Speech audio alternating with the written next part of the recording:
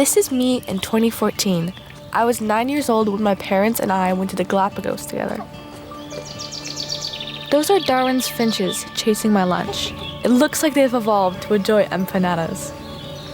You can hear my mom's voice, and behind the camera, trying to learn how to use it, is my dad. We went to the Galapagos so my parents could do research. It was the first of many trips we would make in the next 5 years. They said we would travel to parks in 10 countries around the world. They told me we would visit beautiful places and see lots of wildlife, and that we would meet a lot of people who lived in these places. People who would teach us different perspectives on wildness. That's me again, snorkeling. I didn't really understand my parents' work back then. Okay, let's go. I was just happy to be in the water, swimming with turtles, sea lions, and iguanas. For years, every time I asked to watch the documentary, they would say it wasn't ready yet. They always told me, we're not the BBC. We are a family and we don't have a film crew doing all the work for us. Then one day, they asked me to work on the script with them. They said, you're often in front of the camera, so you might as well help tell the story. So, here's the story. More and more of the world's wild places are under threat.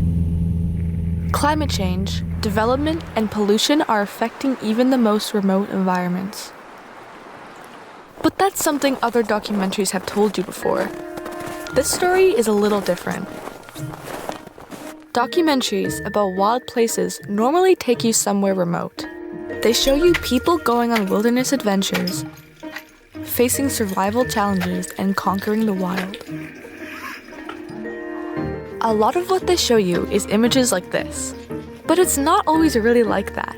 If you turn the camera around, you can see what really goes on behind the set. You can see average people who aren't really going to conquer anything anytime soon. And you can even see kids or families like ours. When you watch wildlife documentaries, you see amazing animals. But when you reframe the shot, often you see and hear the social world around them. Turn the camera all the way around and you see towns, real people working and living their life there, signs of human presence nearly everywhere you look. Nobody ever shows you this. That's what I mean when I say this is a different kind of documentary about wildness.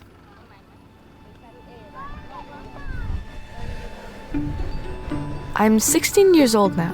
When my teachers at school ask me what I've learned from traveling to so many wild places, I tell them that I've actually unlearned what wild means. If you read the dictionary, you learn that wild places are uninhabited, untouched, natural, and remote. But when you ask people who live in these places, you learn something different every time. Different people, different languages, different cultures, different names for what is wild. Wild nature is also very different from place to place. In Tasmania, you could run into wildlife everywhere. In the Italian Alps, mountain landscapes are full of cows munching on grass and farmers taking care of their pastures. Instead of having to walk uphill, sometimes we could ride chairlifts. At times in New Zealand, the only way to get around was to hang onto 3-wire bridges and hope my parents wouldn't have a heart attack while I walked across. There, we had to sleep in a tent, battle mosquitoes, and eat backpack food. In other places, we could stay in cozy mountain lodges. This is my room, has a PlayStation in it. There were times when to see a wild place, we had to paddle. Other times, it seemed like the wild things just floated to us. We don't think much about it, but wild is a complicated word. It's an idea, a feeling, a place, but it's never really the same. So, what is it then? What does it mean to those who live in wild places? What does wild mean to you?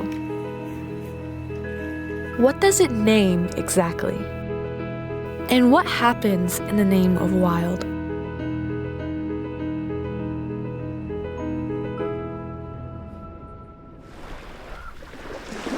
We landed in Tasmania in December of 2015. We made our way to the Tasmanian Wilderness World Heritage Area so we could hike the overland track. Wilderness is not something you can understand through a dictionary definition or a policy document. It has to be experienced. Back in 2015, wilderness to us meant a place free of development, noise, infrastructure, crowds, regulations. A place where we can walk freely. But just like the Galapagos, this didn't feel like a wilderness. Were we looking in the wrong places?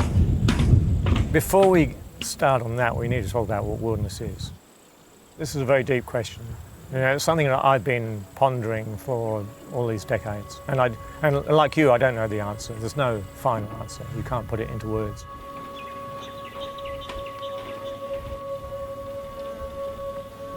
I feel that, living in so-called civilization, we've lost a tremendous amount of sensitivity to the wild and its subtlety and its depth and its power. But to return to this question about what is wilderness, the question is, what's hidden by the word? What's the word pointing to? And to me, there's in wild country, it's a possibility to experience a dimension of the cosmos, which is profound and, I think, incredibly educational. And one of the lessons to me is that the world is alive, and not only is it alive, but in some sense, it's mindful. Wilderness is a difficult concept to grasp. As we hiked around Cradle Mountain, we kept thinking about what Bert Spinks told us back in Launceston. There is an important difference between wilderness and wildness. I think that the word wild is related etymologically to the word will. And this is an interesting way for me to look at it. And I think that maybe when I think about it, something along the lines of a landscape in which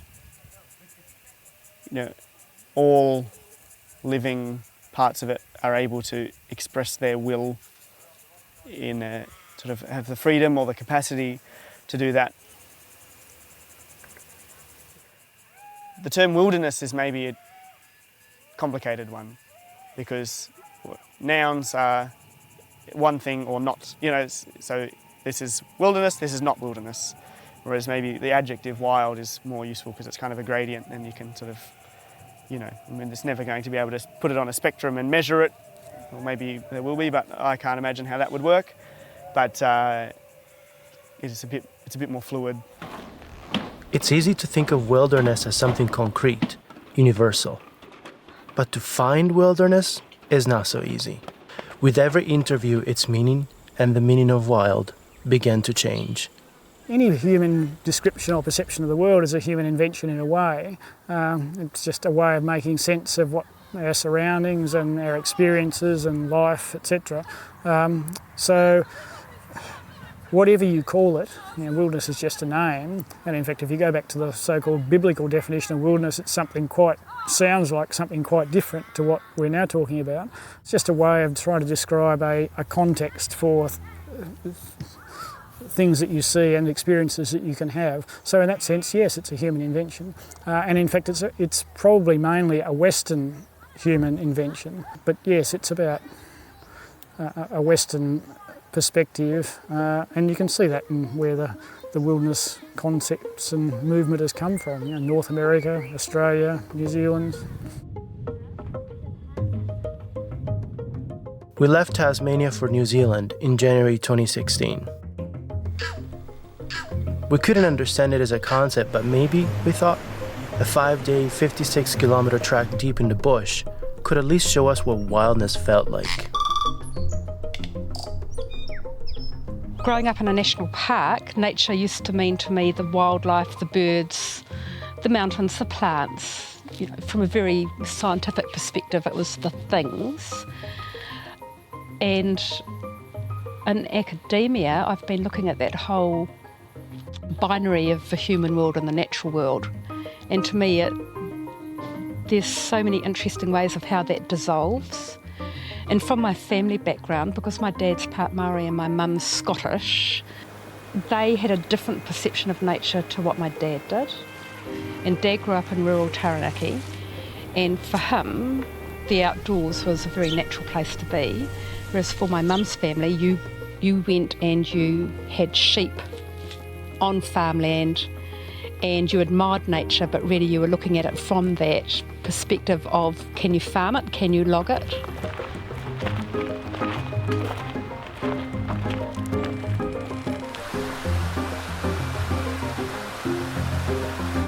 For me, wild varies on scale, and it can vary on a temporal scale as well, because you can go to one of those areas which isn't giving me that feeling of wilderness during the day, but I'm a night person, and I might go to a track at night that had hundreds of people on it during the day, and I'll just lie there and look up at the stars, and there's no one around, so I get that feeling.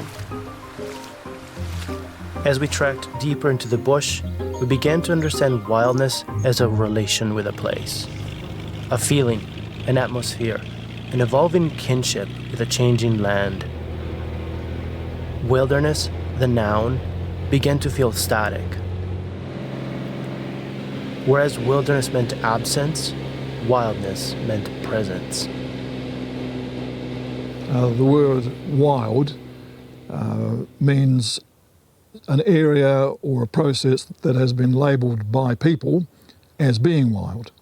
So I don't think there is any naturally wild places or events. They are what we have meanings imposed upon them. Wilderness, even more strongly, is a social construct. Wilderness is something that many people intend to mean not having people about.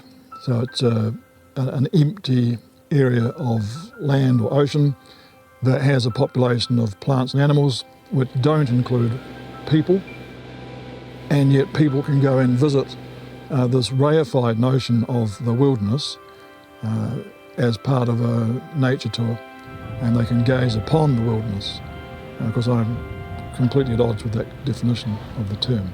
I think what people are going to see is what they've already constructed in their own minds. I mean, I'm not alone in perceiving wilderness as a social construct. I think it's one of the more critiqued ideas, but at the same time, it's one of the most popular and long-lived ideas. But I would say that wildness is completely separate from the idea of wilderness. I think wild is a much more useful term. You decide what wild means, self-sustaining of an animal population or plant population, whatever, and then you can work with that idea for some sort of conservation or sustainability outcome. Whereas wilderness fits within the idea of scarcity, and once you've lost wilderness, you've lost it forever. Allegedly, you can't recreate wilderness, but you can increase wildness. Eric Shelton's words rang true. Wilderness is a problematic term, but so is wildness.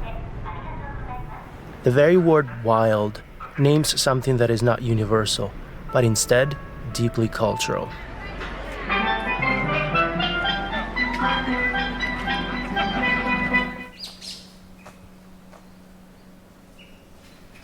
In the extremely remote Ogasawara archipelago of southern Japan, humans didn't settle the islands until the 19th century. Here, English is widely spoken. Many locals are descendants of American settlers, and yet, the Western concept of wild felt deeply foreign. So this is a question that we always ask everyone, everywhere we go. And the question is, do you think that this is a wild place? Wild? Oh. Wild, it's a very hard word, huh? Wild. What does the word wild, as in wild nature, what does it mean to you? Is there a word that comes close to this idea of wildness, wilderness? なんて言ってるんですか？野生。野生？野生とも言わないんだよね。Word wild ったら世界遺産の What's that mean? ただ wild. What exactly do you mean by wild? What does wild or wildness, or maybe another word would be pristine nature, mean to you? なんか無垢な自然みたいなものとか、そう野生っていうものの、どんな意味、どんなものですかっていうのはすごく分かります。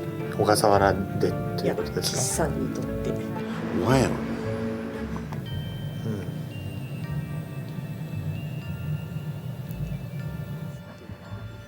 I don't know. I can't answer because I don't know the real meaning. It's a hard word. Wild.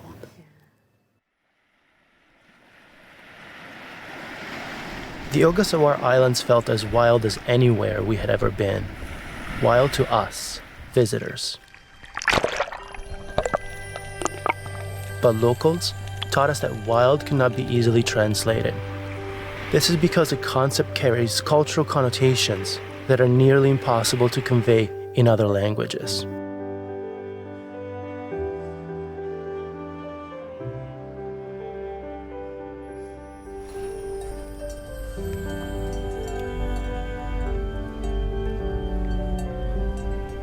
In languages like French, Spanish, and Italian, there is no obvious translation for wild. You can say something like intact nature, but it doesn't convey the same meaning. Wild is not a universal idea. But in places like the Dolomites, nature is not intact or wild in the same way. Nature here has a deep imprint of human history and culture, and yet somehow it still feels wild. Beh, dipende da cosa capiamo sotto intatto. Anche qui, quanto bello sia qui in questo paesaggio qua, in questo agglomerato, la natura, parliamo appunto di natura, no, di paesaggio naturale, che sarebbe la natura intatta, e parliamo di paesaggio culturale, che sarebbe appunto quello che vediamo, i prati, tutto quello che è stato fatto per mano della persona. Quello è il paesaggio culturale. Allora questo paesaggio è un binomio, in parte è naturale, perché siamo nelle Dolomiti, siamo in mezzo ai boschi, e in parte è culturale, perché è nato per mano della persona, tramite l'intervento della persona. Sono state fatte le case, sono stati fatti i prati, le siepi, i mulini, ecco, tutto questo qua è culturale. First, wilderness had turned out to be something very different from what we thought. And now, our idea of wildness was changing too. Rather than separated by a clear border, culture and wild nature were starting to feel like overlapping layers.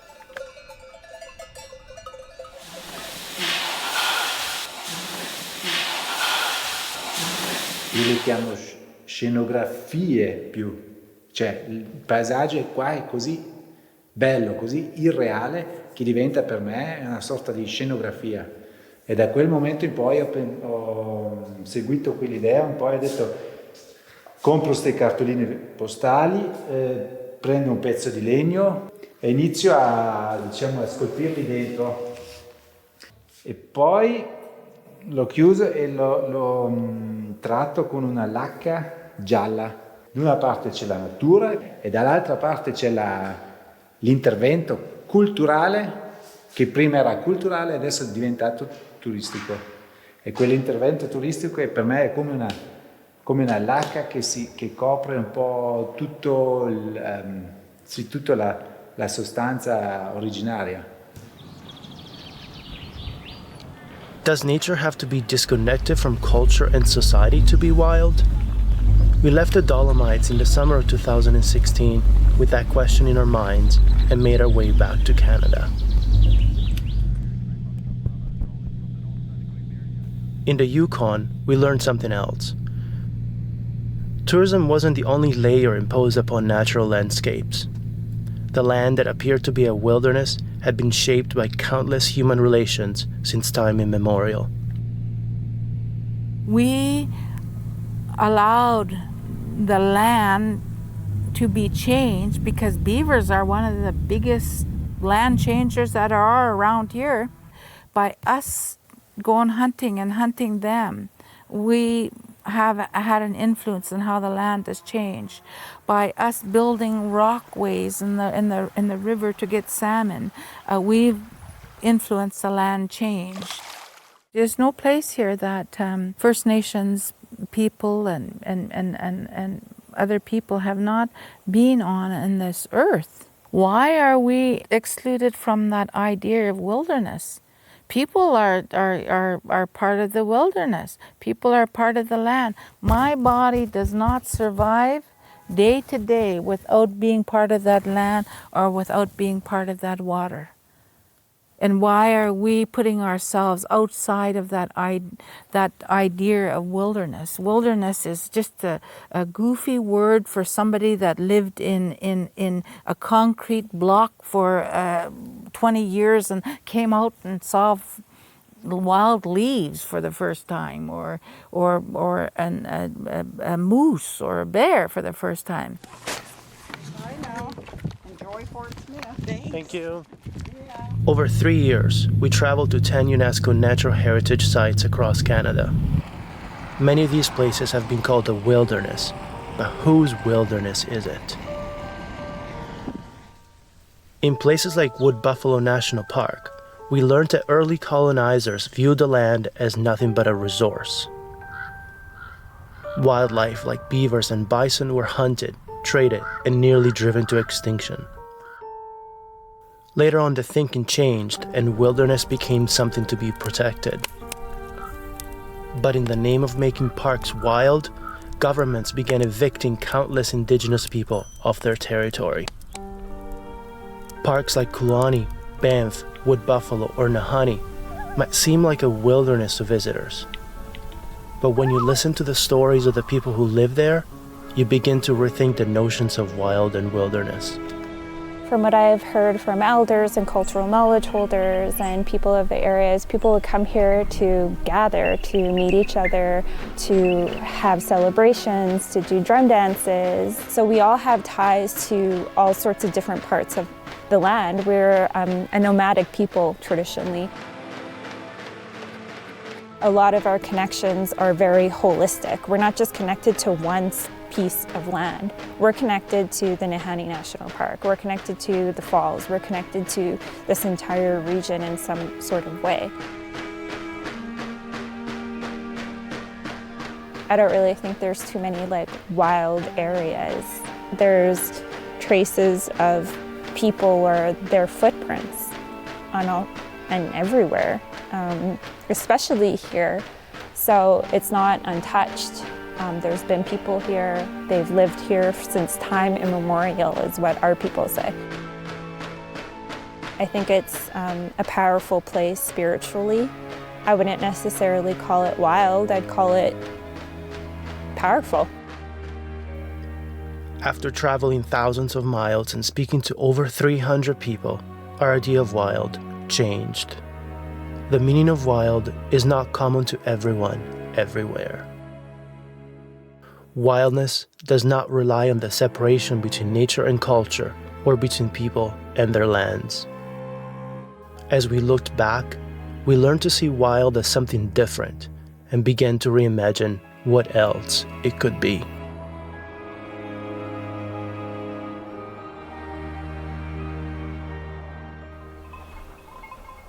In the Alps, between Austria and Italy, there is a region called South Tyrol.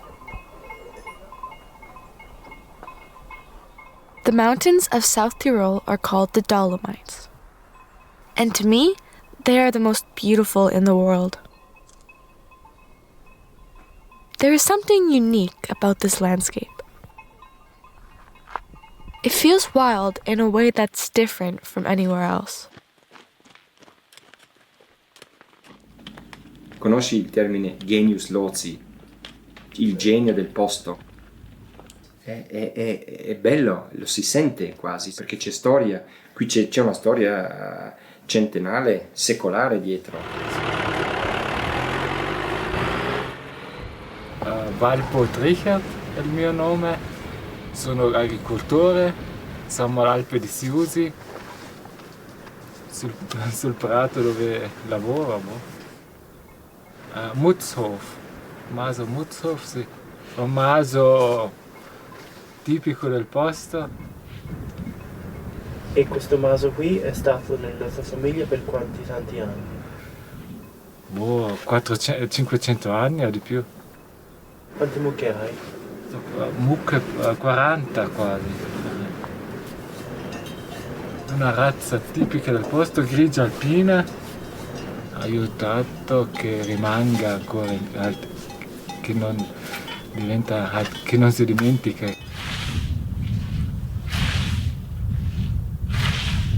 Quante volte ha tagliato l'erba all'anno? Qua all'Alpe noi una volta, si fa solo un taglio. Verso metà luglio, fine luglio si fa di solito, e giù in valle si fa 2-3 tagli.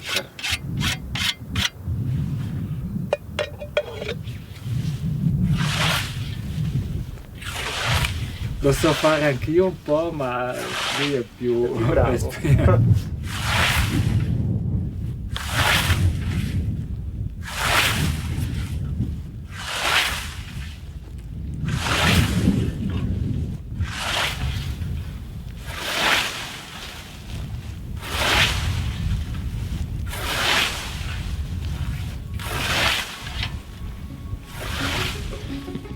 We walked for days on these trails in the summer of 2016.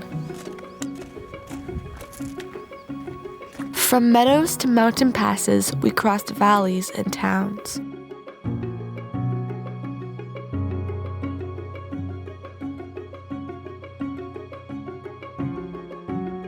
Everywhere we went, we saw farmers like Richard taking care of their cows and grazing pastures, making the mountain landscapes look even more beautiful.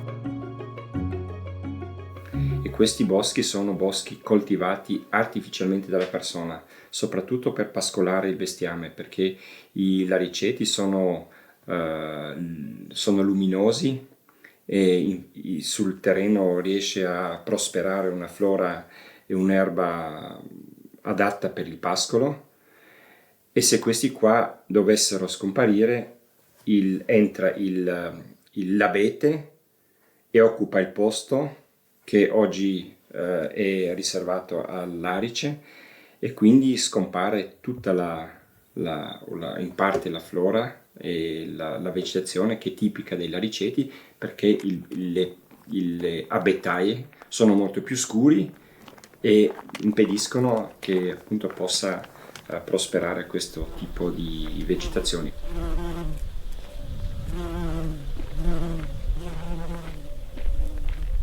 O lo stesso vale anche dire per i prati di alta montagna. I prati di alta montagna sono frutto di un lavoro artificiale in parte. Sono stati fatti per mano della persona, e dove non viene più falciato iniziano a crescere i cespugli, iniziano a crescere gli alberi, e quindi scompare, per dire, una tipicità, una peculiarità del nostro paesaggio.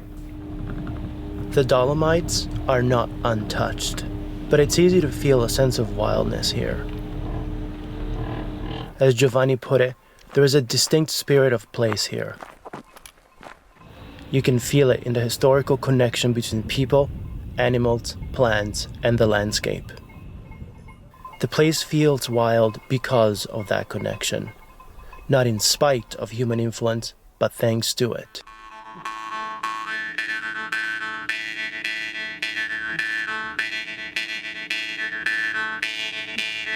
The natural heritage site at the end is very much the product also of human determination of these landscapes. So if you're looking around on these mountain pastures as well, you can see that they are not full of grasslands with high grass or something. Yeah, and everywhere you look around, somehow you can see the human influence. Everywhere we turned, we saw a connection between people and the natural landscape. But isn't human influence supposed to make a place less wild? Not here. Dolomitic landscapes feel wild because of the way they have been cultivated and cared for.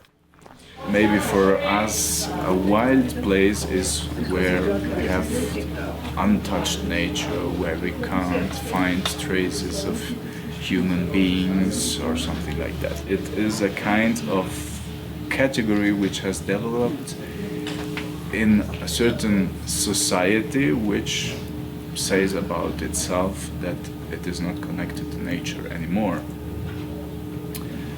So I'm not sure if wildness or wilderness must be separated from human beings.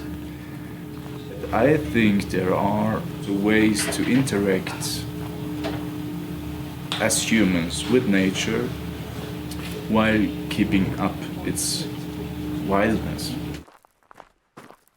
In Latin, the indigenous language of these valleys, there is no translation for wilderness.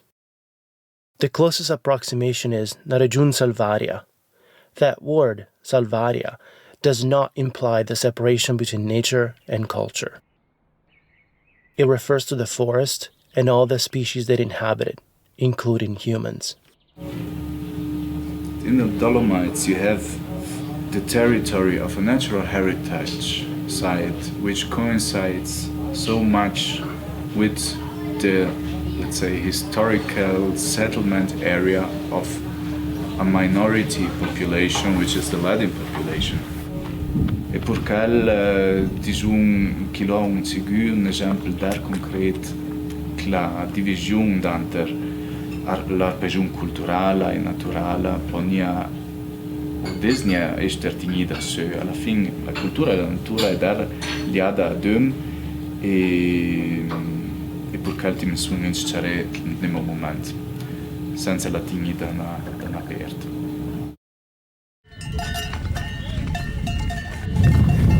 So we are going to be interviewing Richard, and hopefully we're going the right way.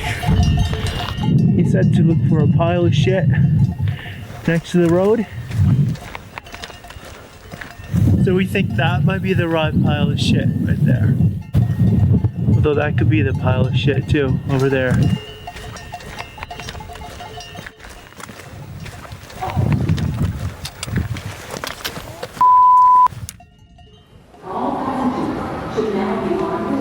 The Ogasawara archipelago is really far from everything. The islands are 1,000 kilometers south of Tokyo, and the only way to get there is by a ferry that leaves only once a week. If the weather is good, the journey takes at least 24 hours. If it's not good, you'll need a lot of motion sickness pills.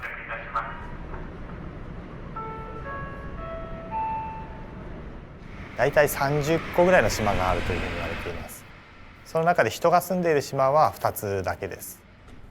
人口父島は大体2000人ぐらいで、母島は500人ぐらいです。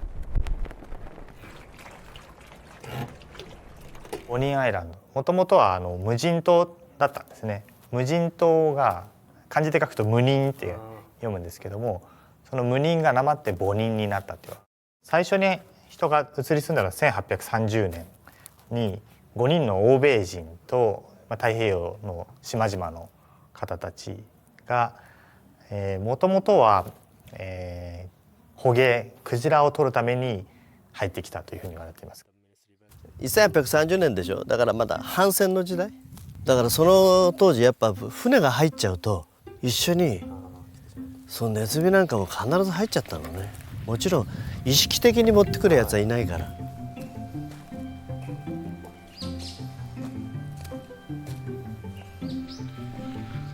お化けの最初の移住者が持ち込んだ。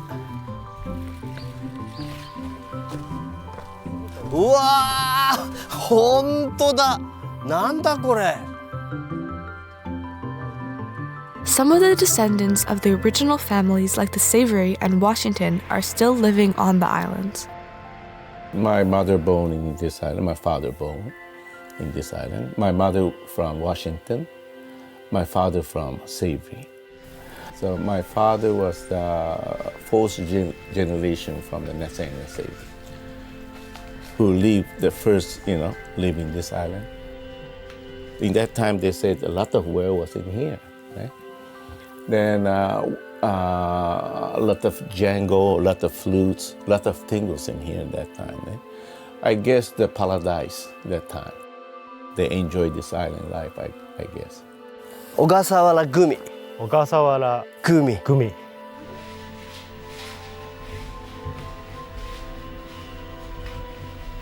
I've seen how this island changed.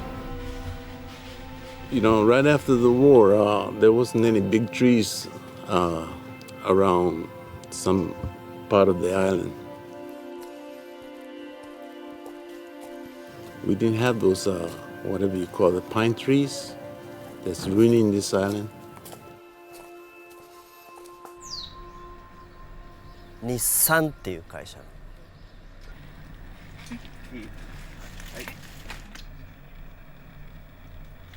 トラツグミ。これは野生化した猫を捕らえるための、人間が入って100年しないうちに小笠原では6種の鳥が絶滅した。人が入ってきて、当時のことだから今日何度も見たけど、ネズミがどうしても入ってきてしまう。暖かいし、ネズミにとっての天敵もほとんどいないから島中に広がっちゃう。そうすると農家は農作物作ってもネズミにみんなやられちゃうから猫を飼うようになる。その今残ってる赤頭を守るために山で生まれ育った猫を捕らえるということを行っている。よし、紙。Right through here? So far we caught 600 feral cats. They can be tamed. We can save.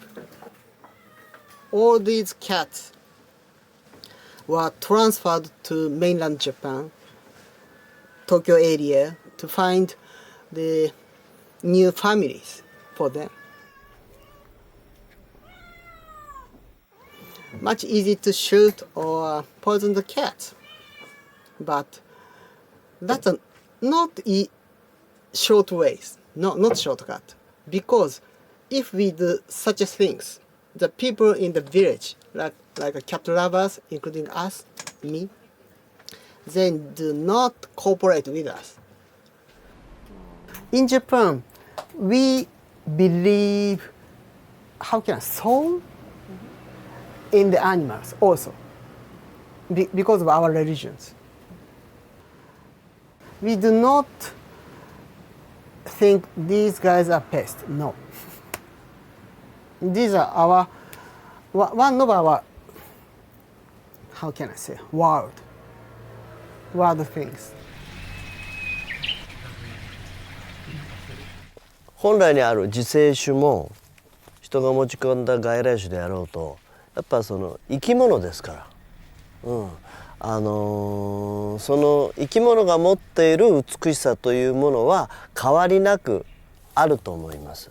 で、外来種が本来の生態系に非常に悪い影響を与えるようなものであったら、その外来種がそれはやはり少しずつ駆除しながら、本来のものに変えていくことが必要でしょうけども、だから外来の生物がみんな悪いわけでは決してないって。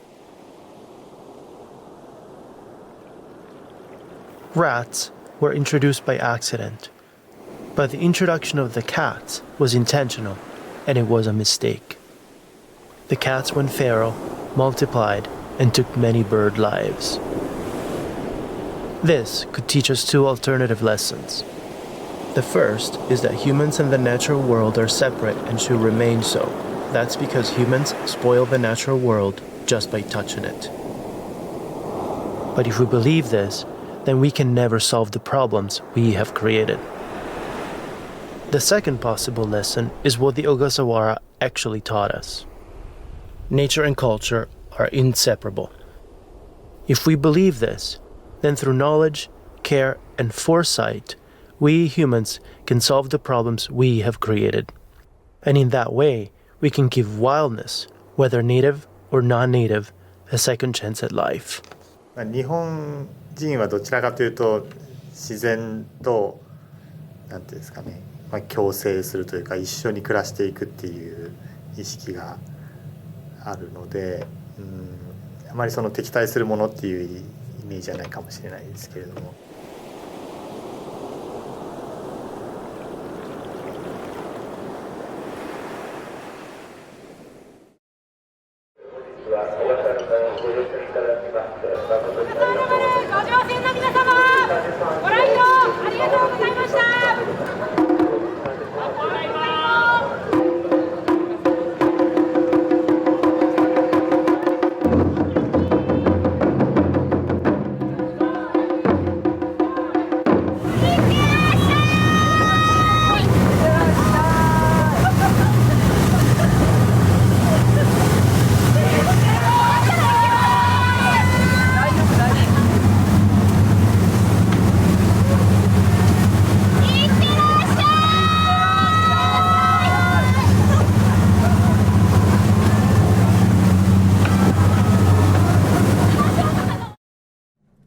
The weather was moody in Iceland during our time there in the spring of 2019.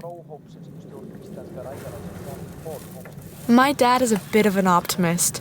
He was convinced it wouldn't be too windy or snowy or icy.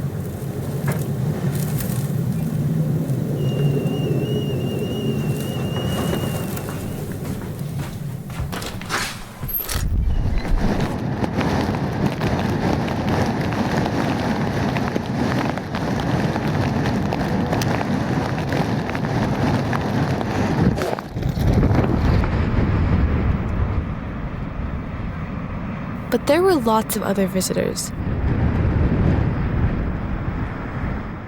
People who were just as optimistic as my dad.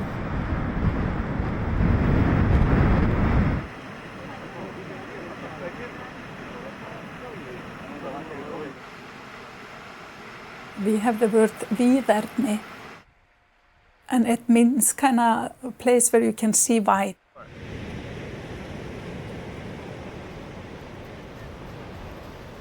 Tourism has grown very fast in Iceland for the last years. So when things happen that fast, then we can run into troubles. The big eruption in Eyjafjallajökull put Iceland on the international world map of tourist destination. So this big marketing campaign started, inspired by Iceland, and kind of showing how Iceland is hip and cool destination, attracting new market group, young people who kind of use the social media, etc.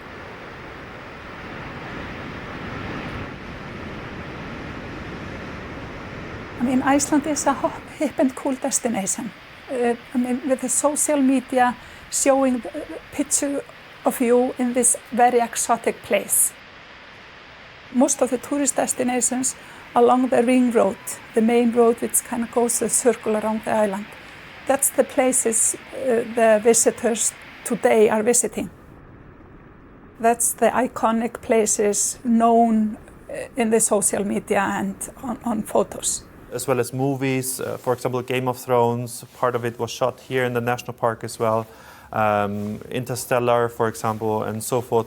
Iceland was, of course, put on the map more and more.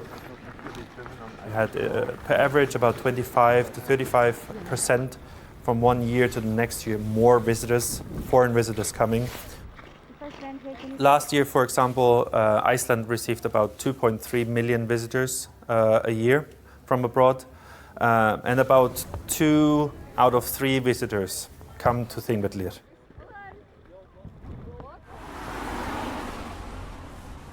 Our first jobs aren't in the fish factory anymore, it's in the tourist factory, basically. that was my first job.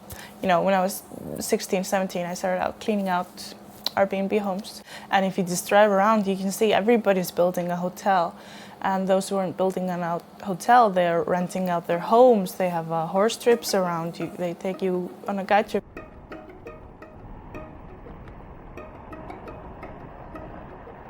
As settlers started to arrive in the Ogasawara, the islands began to change.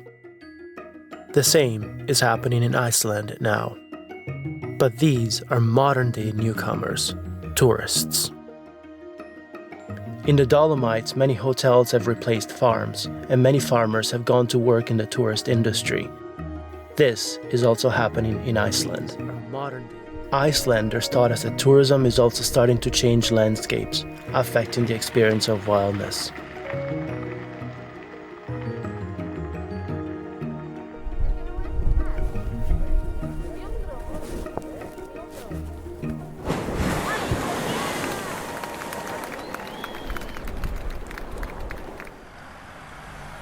I have conducted interviews with tourists who have been at the most popular destinations, and they say that they are not going there again because of tourism. It's just too much. People at those places, they want their attraction to be accessible. So they can sell accommodation or food at the restaurant, and people can go there. I think it's a bad argument for two reasons. If a place gets so accessible, then you get so many people. So it's dangerous in order not to spoil the nature as such. But also for the business, because you want to have people stay as long as possible in your community, and then you don't want them to hurry.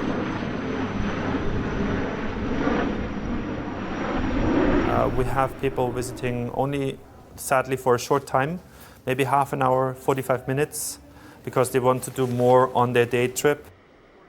We see also more and more people which are less prepared for the changes. We have snow falling, then we have sunshine, we have a blizzard coming, then it's raining, you know.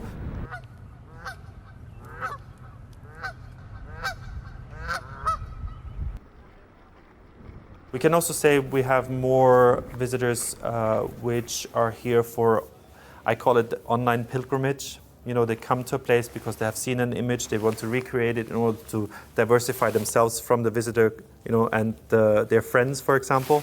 So leaving their own online mark, basically, yeah, which is it's a part of maybe the instant gratification of our society nowadays. I don't know.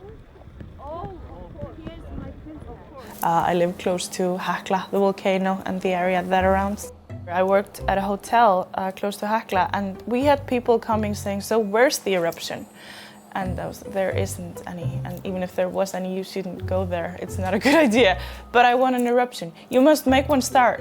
And you know, some people just thought I had a button under here, and I had some very angry guides with the. So I promised the group an eruption, so you're gonna have to do something about that. In today's world, wild nature is a valuable commodity.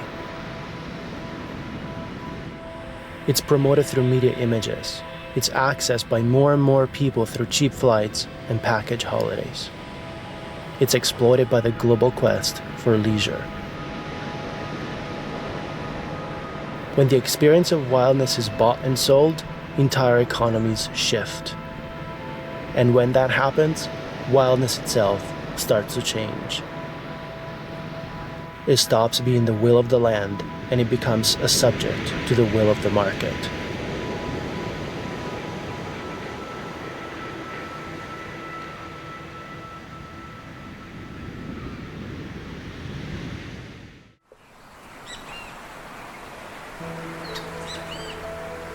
The coast of Belize is protected by a long barrier reef, about 300 kilometers from north to south. Along the reef, there are many keys and atolls. Most of these are very small and uninhabited. Some islands have just a few basic facilities for researchers, Coast Guard, and NGO personnel. In the spring of 2017, we traveled to 3 of these keys. When you're on an island like this, wildness feels really intense. So you're on the island of Half Moon Key, which is located within the Lighthouse Reef Atoll. This island is about 40 acres. It feels, for one, like you're coming to the end of the world because you are literally, from here, there are no islands. If you leave here with a sense of calm and peace, it's because you've experienced the wild. When you go and you stand on that platform and you're surrounded by the boobies and the frigates and the smell of the guano, it feels that it is wild.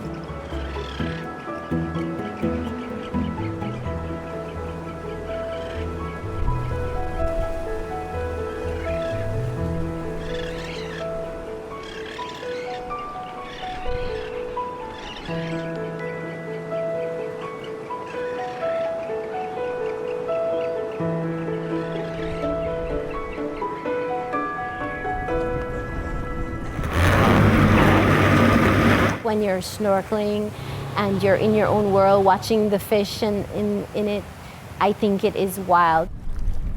You ready? You want full bandito?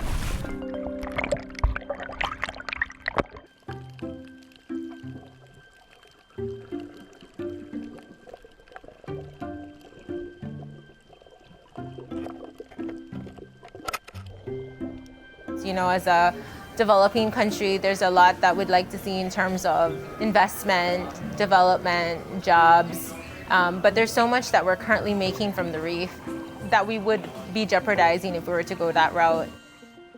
About 6 years ago, Oceana held a referendum here in Belize, and we had over 30,000 people participate. That's a little bit about 10% of the population, and it was a people's referendum. They came out, 96% of those people said no to oil. The loss would be tremendous, and it would be incredibly detrimental to our country. I think it would change the face, the shape, the nature, our culture, our identity beyond what we know it, and I think beyond what we can relate. From one end of the country to another, countless Belizeans told us they were committed to protecting the reef. We were trained from our ancestors how to preserve the barrier reef. So that continued on throughout my family, throughout the villagers. So my grandfathers or my fathers, they got into the cooperative movement. That is from 1962. We were one of the first cooperative in Belize. So we saw our urge to protect our environment. So we went over to the government and fight the government for Laughing Bird Key. So that was not our national park yet. We lobbied the government and we got it. The wild feeds us, shields us, gives us air and water. It protects us. And so it's up to us to protect it in return. Wild might mean unadulterated or unmanipulated. However, there is no such thing as pristine left in this world. Humans have already altered and manipulated our entire global ecosystem so much in a negative way, so much that any little positive bits we can do to help are worthwhile. We primarily focus on coral reef restoration. Corals are actual animals, so they can sexually reproduce as well as asexually reproduce, like some plants where you can take a cutting of a certain plant and it roots and starts all over again. And this is primarily how we're fragmenting the corals and restoring them. The reef can only protect the shoreline if it's alive. If it's dead, it's just a bunch of brittle rocks and skeleton that will get beaten and battered away by the storms. The other main thing that reefs do for us is provide so much protein, so much food. They provide homes for so many organisms. And then the third one, and that is for aesthetic purposes, for just the sake of natural, wild beauty.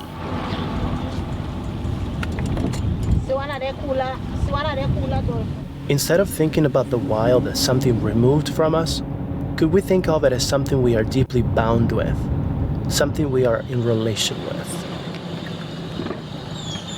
When we reimagine wildness like that, we realize that wildness is not relative, it's relational, in interdependent kinship.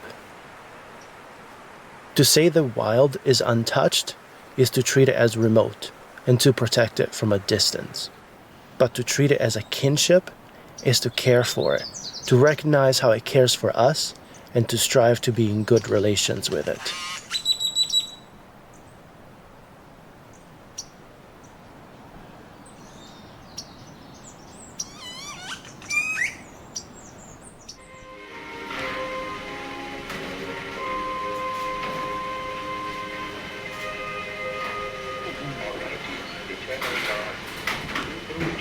This reef is very, very big and important to us. We need it to protect all of us, not only Dangrega, but whole of Belize in a whole.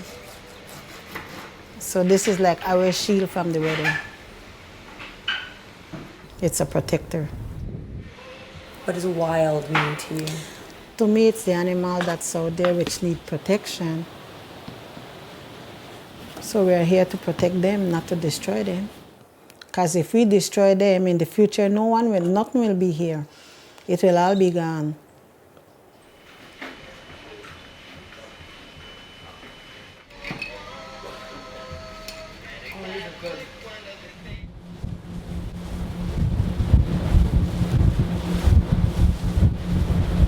Yeah, well, a typical day will be go out on patrol, inspect and make sure that all the fishermen that are around the area are abiding by the rules, the fisheries regulations. Make sure that whatever product they have, it's on season and the size are the size limits. We do a bit of everything. We do enforcement, we do research and monitoring, and we also do revenue collections. We need humans to control humans, right? So we are like an invasive species all over the place. Because I'm pretty sure that they were here first, so we just came along, we altered their ecosystem. So that's why we need other entities to come and try balance it off. So welcome to Middle Key, guys. As mentioned, my name is Kenneth. So I'm just going to give you guys a brief tour of the station. One of the things I want to emphasize, guys, please be safe at all times. Autumn, please listen good. I don't want to hear anything. Autumn,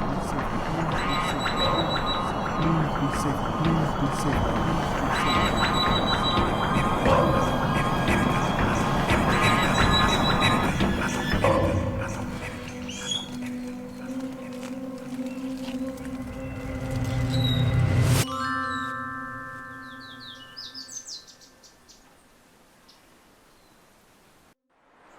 Think of Thailand, and this is what comes to most people's minds. This, instead, is what came to my parents' minds. Kang Kutrang National Park is in the northwest of Thailand, near the border with Myanmar. Why is my dad on the back of a Thai military truck, followed by me and my mom? There are about 200 wild elephants living in Kang Kutrang.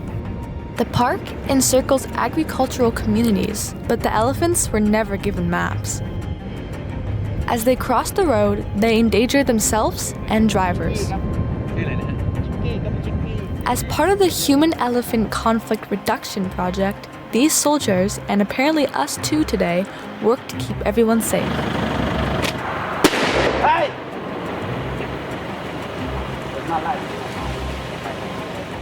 My name is Manoon Pleusunan. You can call me Ki. I'm project manager of the Wildlife Conservation Society. We try to develop the mitigation techniques, try to minimize the impact or the conflict between human and elephants. The traditional way of protecting wild places is called a fortress conservation model. You build fences around a protected area, push people out, and keep them off. But if you believe that wildness is based on interrelationships between humans and the environment, fortress conservation is not the right approach. Ecosystems are relations. They are based on cooperation, coexistence, and inclusion of humans and non-humans.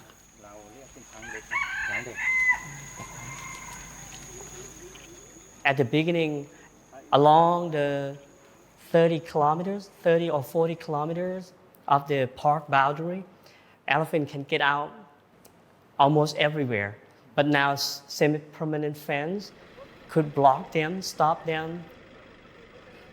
We call it semi-permanent fence because it's not totally stop the elephant, or it's not totally stop every animal to get through.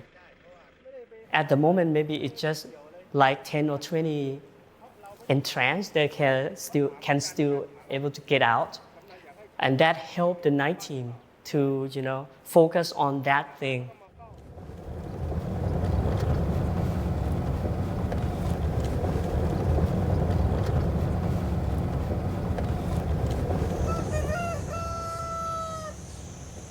ทำไมไปกั้นนี่หมดเลยเนี่ยขนุนทับรถลงมานี่หมดแหละกล้วยเกยหมดนั่นแหละโอ้โหขนุนนี่ตัวหอมเลย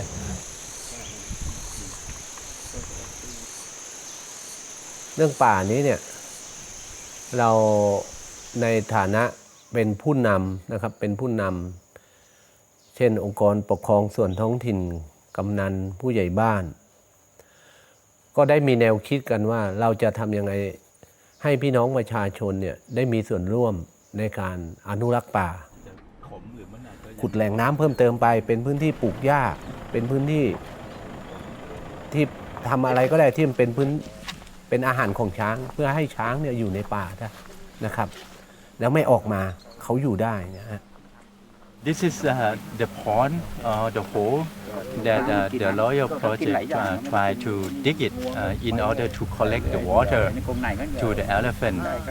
And they hope that this will help the elephant not to go outside to get more water, but just stay in here because they have enough water here. ผมเคยไปเที่ยวไปดูที่กุยบุรีเขาเป็นพื้นที่ที่เอาพื้นที่ป่าที่มันเสื่อมโทรมเนี่ยมาเป็นแปลงหญ้ามาเป็นแหล่งน้ำให้กับช้างอยู่ได้นักท่องเที่ยวเข้าไปดูด้วยซ้ำนะครับ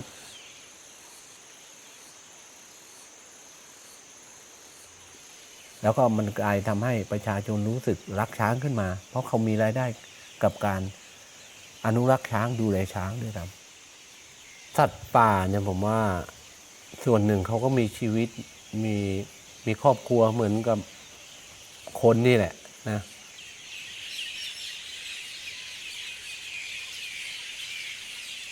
Relations need to be reciprocal, and among other things, that means including people in conservation rather than shutting them out. ป่า we call it ป่า To me, wild is something that untamed, is natural, including not just wildlife, but also habitat, forest, and the whole system. In terms of management, we have to include people in there because most of the conservation issue is also involved with human. Most of the crisis, biodiversity crisis or some other environmental issue is originally from human activities. We enhance it, we increase the level, we accelerate the problem. So it's our responsibility to take care, to help them. Sometimes it's not necessary to manage. Sometimes we just leave it like that way because the nature, they have potential to recover themselves. So what we decide to manage, it's something that we already know. Without our help, without our management, it's gonna be gone. A protection model that goes beyond fortress conservation is necessary, a system that values the interdependent diversity of nature and culture.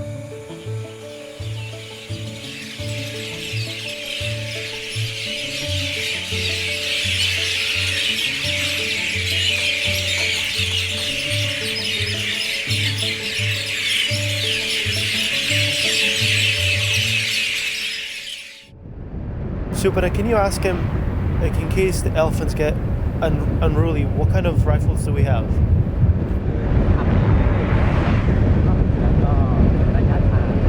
So when they see the elephant, so they will the firecracker.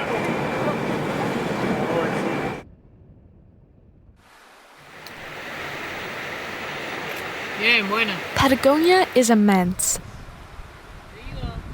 It spans from the Atlantic to the Pacific Ocean.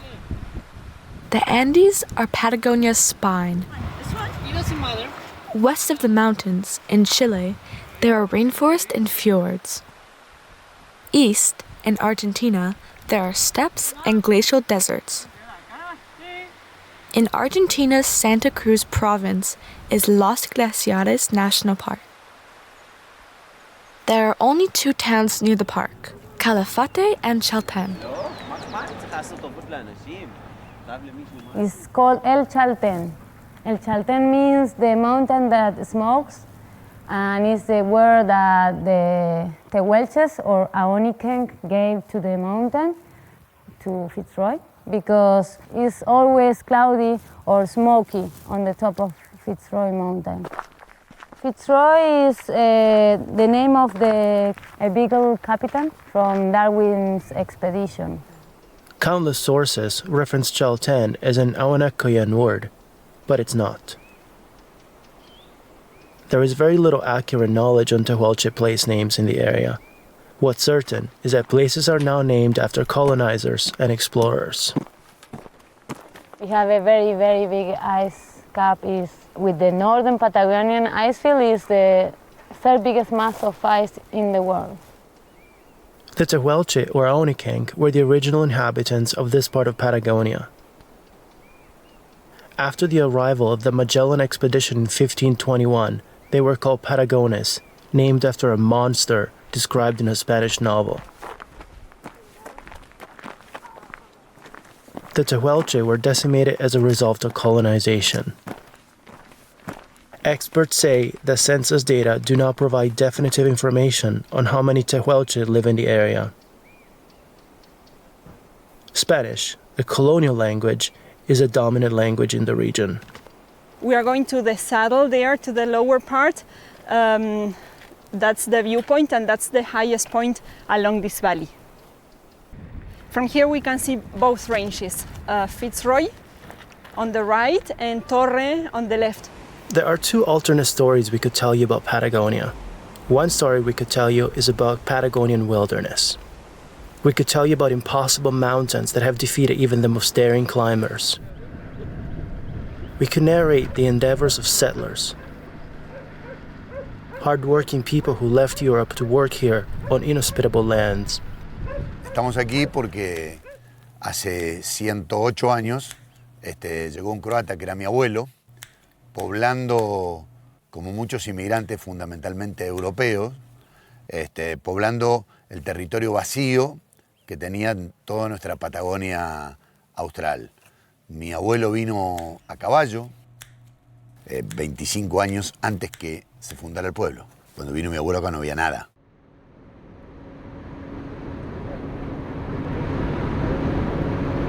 We could show you indomitable glaciers and dazzle you with their colors and sheer size.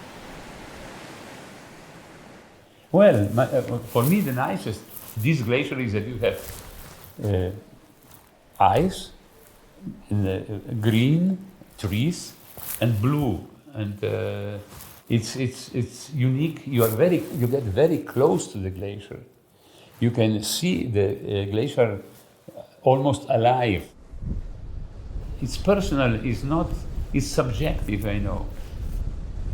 People ask me when I first saw the ice rupture, I was impressed and I couldn't talk.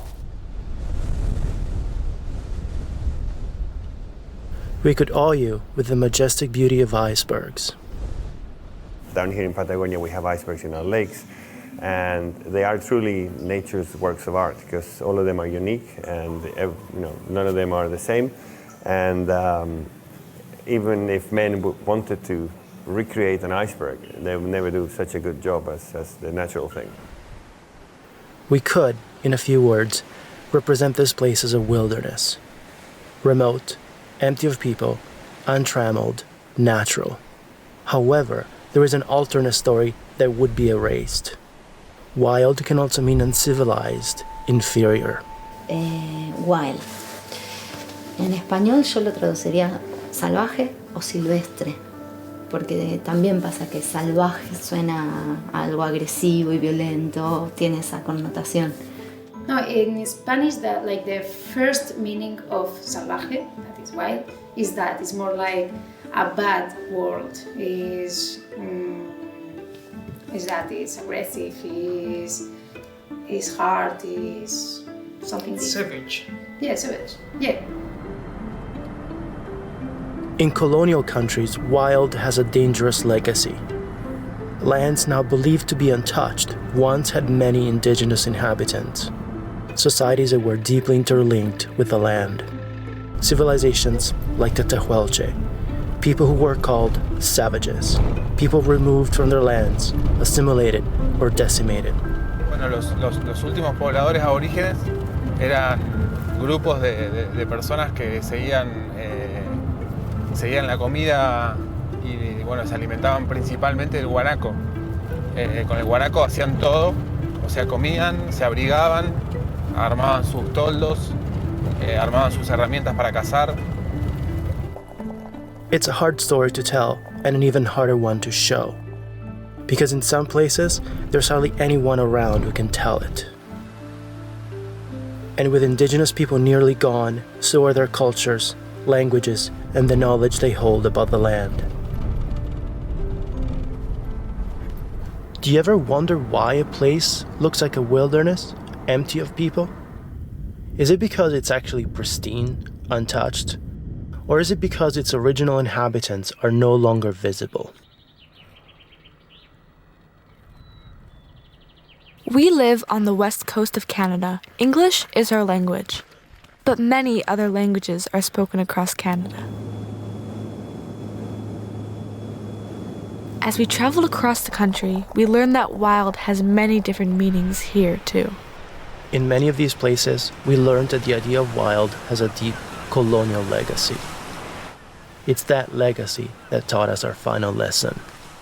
Well, one of the difficult problems with national park management in North America is that we have almost legislated, well, we have legislated in the United States, wildness. It's called wilderness. It's the 1964 Wilderness Act. It stipulates what a piece of landscape is supposed to look like. It should be roadless. It should be untrammeled. It really reflects an idea of the time, is that North America was a vastly untrammeled place, and a lack of understanding of just how well occupied that landscape was prior to smallpox and many diseases sweeping across the landscape.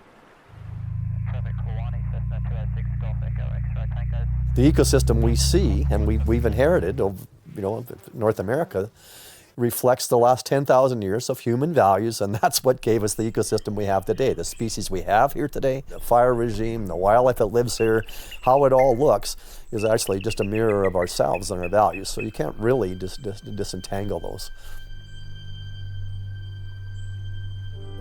Because the First Nations were largely gone, or they were removed early in the process of establishing the national park, we sort of forgot just how important they were within this landscape.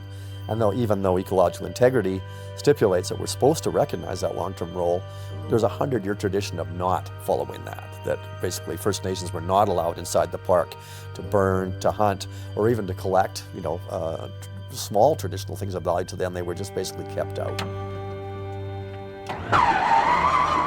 I think when you go to northern Canada and you look at the vast change of that landscape, and it's almost abandoned. It's almost feral now. You just kind of go, wow, what happened here? Because it used to be, moderately well occupied, but people have now sort of gone to places where it's more comfortable to live, where it's warmer, where people need medical services, and it feels good for the first couple times you go there and you go, oh, it's wild, and then it's almost sad. I mean, you kind of go, wow, look at how much this is, if you're on some river in the north and you had spent a month there 500 years ago, you might have seen, maybe not a lot of people, but you might have seen 20, 40 First Nations people go by you on their various hunting rounds of the year. You would find out who lived in those valleys. And now I guess they are truly wild. And you'll have this perspective that you're the only person that ever was there. And it feels neat. I mean, you feel like it is really, really wild, and then you almost have to feel sad in a way that there's a cultural part that's been lost, and you're not going to see it, and we'll probably never see it again.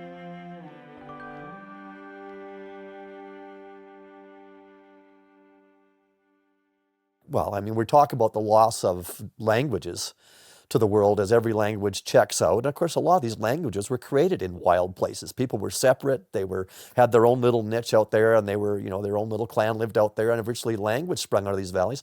But then their whole culture of how they lived in those valleys and how they survived out there. And this is our heritage. So it's not just the heritage of wilderness. We're losing the heritage of who we are as a species, and all of our ability to make clothing, to understand what foods to eat, to understand how to hunt. And these are skills that will be lost forever now, because it took thousands and thousands of years to build those, and you just cannot send somebody out to the woods anymore. That legacy is lost. In 2014, we set out to find what wild means. We thought we might find a common meaning across the world. Right here. But instead of a single definition, we found immense diversity. And that's how we decided to stop looking for what wild is and wondered instead what else it could mean. Wild wilderness. The beaches stop being old than the land. The land, it means everything to us. That's where we get our food, like wildlife, we can grow gardens. The land looks after us. We should look after the land. The land is connected to culture and to language, and language to land and to culture. All three of them, What if we thought of wild places as the lands and the waters that give us our cultures, our languages, our ways of life? What if we thought of wildness as aliveness, as vitality, as the source of life itself? We lived right off the park. We had chickens, rabbits, moose. You hunt around, ducks, moose. All our food is from the bush. Yeah, it was good. Good life. Paddle around the canoe. We have all kind of, like medicine. My granny, she had her own medicine shop right in the bush. And then you come to town once in a while. You buy what you want, whatever you need, and you go back in the bush. Yeah, we had a coffee shop, we had a high one. Take a high one. It really stresses the fact that it was really tough to make a living in those years, and it's just, in those years too, there used to be lots of birds, plentiful stuff not like this, not like now. How do you say wild in Cree? The wild. The meaning of wild is not fixed. It's not universal. Help me here, babe. Is there a word? There is. Wild. And so, what if we could re-envision our understanding of wild? Well, you stumped me on that one. Wild. An understanding based on interdependence rather than disconnection. A new perspective based not just on biodiversity, but on biocultural diversity. And what if wilderness conservation incorporated not only the protection of wild nature, but also of the languages, cultures, and knowledge that live in these places? Is Kelowna National Park a wilderness area? Well, to the First Nations, it's not. It's home. It's where they live, it's where they harvest, and it's what they see around them. So it's who's determined if it's wilderness, you see. Somebody else is saying that your home is a wilderness. Well, not to us it hasn't been. And what if, by changing our understanding of wild, we changed our relations with each other, with other species, with all the places we call home? us, we call them peace. Wild means that's white people's word. Soon as the white people came, that's when the wild starts. In the forest, there's nothing wild or dangerous about it. It's more peaceful environment for our people to be at, in peace with the animals, especially the protectors. You go in there with respect, and the nature respects you. And that's why when you were asking, how do we see the wild out here? Well, we don't have a word for that. But for me, it's always been home, and that's the way I see it. There's nothing wild about this place. It's just a home that I love. That's how I explain life in these mountains. It's home. It's what it is. It's home. Nothing wild, just home.